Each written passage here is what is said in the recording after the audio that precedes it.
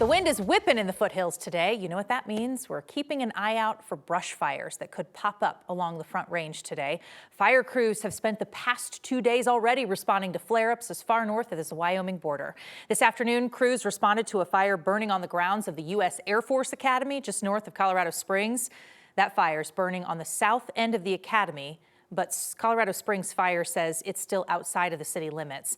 We're still waiting to learn just how big this fire is. We'll keep you updated both here on 9 News on air and at 9news.com. Also in El Paso County, officials at Fort Carson say a fire is burning on their southeast training area. A spokesperson told our partner station, KRDO, that fire had grown 2,000 acres this afternoon. They say this fire is not threatening any buildings, and they still don't know what caused it. Back here closer to home, Boulder Fire and Rescue officials say crews have put out a small fire that burned right below the second Flatiron last night. Good news, this one stayed really small, only grew to about 1/4 of an acre. Fire officials do not know what caused that fire. Colorado might be one of the only states right now with snow and ice in the forecast. Fire and ice, that is. Snow's moving in any day now, but red flag warnings are still in effect for much of the Front Range, the I-25 corridor, and the plains. A spokesman for South Metro says besides the wind, conditions like high temperatures and low humidity could mean that fires spread more quickly. Colorado, especially along the Front Range, is a unique place. We call it a year-round fire season, and we have red flag warnings historically every month of the year. Anytime it's been days or sometimes weeks until fresh rain or snow has fallen, especially in the grasses, they're at risk for burning. Feels a little bit like whiplash, Lauren. Fire, ice, high wind, here comes the snow. Like what?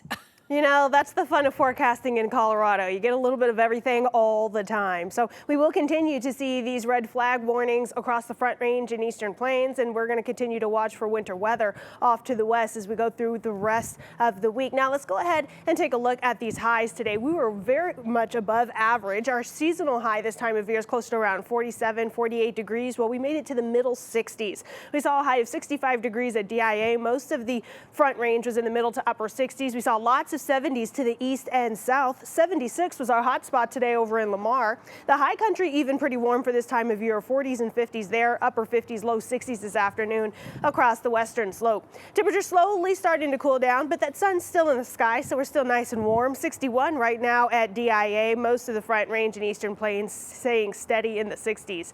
30s, 40s, 50s in the high country, upper 50s, low 60s out west. We take a look at our HD Doppler radar. We're still quiet for now. We will be watching some snow push into the southeastern corner of the state late tonight and then fill in across the mountains tomorrow. Meanwhile, we're going to stay pretty dry as we make our way throughout Monday across the Front Range and Eastern Plains. We're not looking for any sort of snow across the Front Range until Tuesday. So for tomorrow and even tonight, we do still have lots of red flag warnings out there across the Front Range and Eastern Plains. We want to watch for that increased fire weather danger. And then off to the west, we've been upgraded to winter storm warnings from winter storm watches. We're going to look for 1 to 2 feet of snow, very gusty winds, creating those whiteout conditions, reduced visibility. So I'll have details on all of this in your 7-day forecast just ahead. Lauren, thank you. Denver police are investigating a shooting tonight near a shopping center on the southwest side of town. Here's what we know so far. Police say the shooting happened in the 8500 block of West Bellevue Avenue. Happened this afternoon. This is off South Wadsworth Boulevard. There are several shopping centers in that area. DPD said they have located 2 victims. No word yet on their condition. We have a crew that's out there looking around. We'll bring you more updates as soon as we get them. And an update tonight in yesterday's deadly shooting in Jefferson County. The Jefferson County Sheriff's Office says they've now arrested the victim's roommate. According to the Sheriff's Office, investigators arrested Bobby Knapp yesterday on a first-degree murder charge. They said he shot and killed his roommate during an argument. This happened in the Indian Hills community west of Morrison on Parmalee Gulch Road. Deputies first got the call yesterday afternoon from someone who said they were involved in this shooting. And when they arrived, investigators found one man dead from a gunshot wound inside a house and Knapp in the driveway. Knapp is scheduled to appear in court tomorrow morning. The 2,500 migrants staying in Denver shelters face a ticking clock before they have to find somewhere else to go. 42 days for families, 14 days for individuals without kids. Now, other cities in the area are preparing for the migrants who may turn to them looking for shelter. Tomorrow, Aurora City Council will consider a resolution reaffirming it's not a sanctuary city and requiring counties like Denver to coordinate with Aurora officials before transporting migrants or other homeless people across county lines. This resolution comes from conservative councilors Danielle Jurinsky and Stephen Sundberg. It claims that Aurora does not have the resources to fund any new migrant services.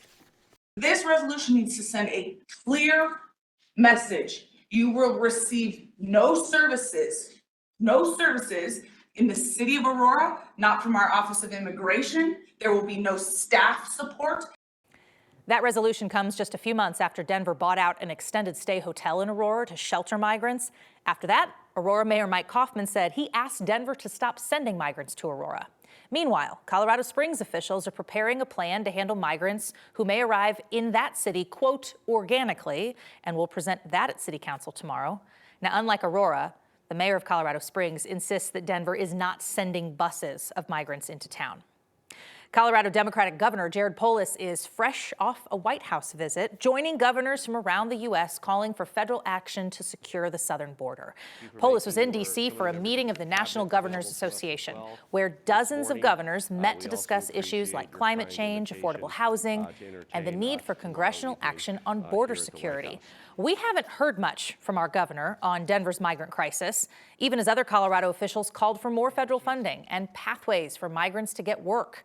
But this morning on Fox News, Polis tied the migrant crisis to Colorado's affordable housing issues and said Congress should take immediate action to lock down the border. We need more Border Patrol agents. Congress needs to fund them. Congress needs to fund additional border security.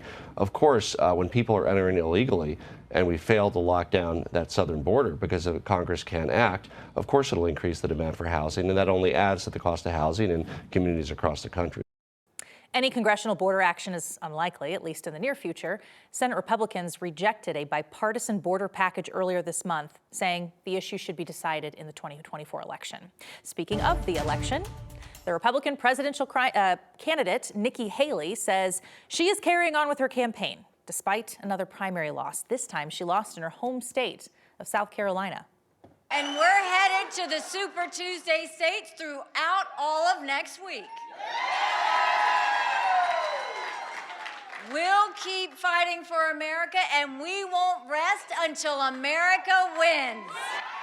Colorado is one of those Super Tuesday states on Haley's tour schedule. She's hosting a rally in Centennial on Tuesday, 1 week before Colorado's primary on March 5th. Haley has yet to beat former President Donald Trump in a handful of GOP primaries or caucuses so far, and it is unlikely she will do so here in Colorado. The Colorado GOP has already endorsed Trump, calling him the likely Republican nominee. If you haven't mailed in your ballot yet, you do not have a lot longer to do that. Colorado's mail-in ballot deadline is tomorrow. But of course, you can always drop them off at a drop box or a polling center. You have until 7 p.m. on March 5th. With time running out, former President Donald Trump's eligibility is still up in the air amid legal efforts to have him kicked off of Colorado's ballot. The Secretary of State's office says unless the Supreme Court rules against Trump before primary day, votes for him will be counted.